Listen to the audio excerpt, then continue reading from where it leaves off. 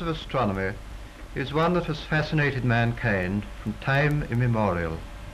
Through its study, we have come to realize how vast is our universe and how small the world in relation to it. But astronomy also serves practical ends. It provides the means by which the sailor can find his way across the oceans, and it gives us our daily time. The Royal Observatory at Greenwich was the first observatory to be built in Great Britain. It was founded in 1675 by Charles II for making observations as an aid to navigation. Overlooking the Royal Naval College and situated on a hill in Greenwich Park is the Greenwich Observatory, still standing on its original site. Here we see the old building designed by Sir Christopher Wren.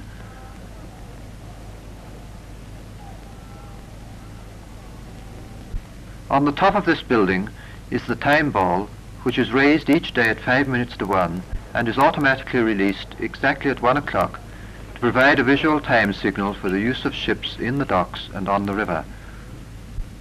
Just outside the observatory gate is the famous 24-hour clock. The 24-hour system of expressing time has been suggested for use both by the BBC and the railway companies, and it is always used at the observatory for scientific purposes. The new 36-inch Reflector Telescope is the largest in Great Britain. It is housed inside a dome, a section of which can slide back to provide an opening through which the telescope can point the sky. The dome itself can be turned to any position so that the telescope can be directed to any desired portion of the sky.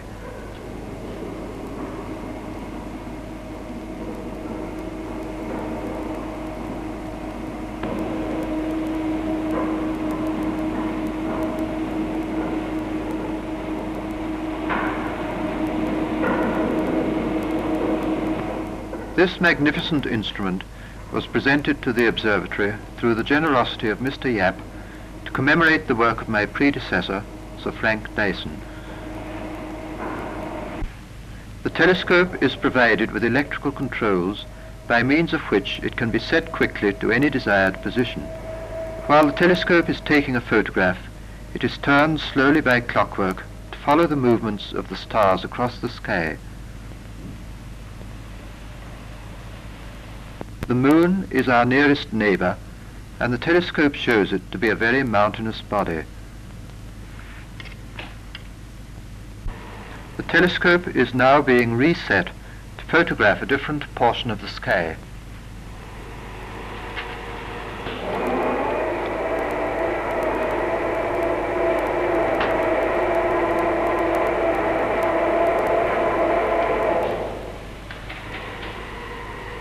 The great Nebula in Iran is one of the most beautiful objects in the heavens.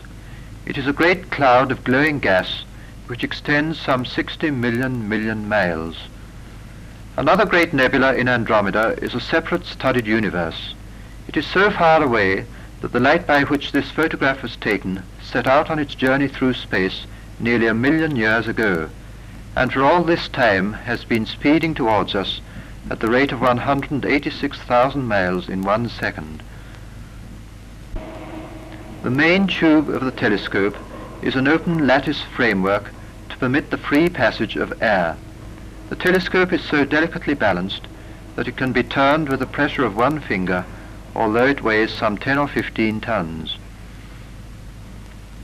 Here we see the photograph of a comet with its long tail pointing away from the sun. And to obtain this, the telescope has been controlled to follow the movement of the comet and not the stars, and so the stars' images appear as streaks. We now have a glimpse of the large mirror which collects the light. The surface has to be worked all over to an accuracy of 1/1,000,000th of an inch.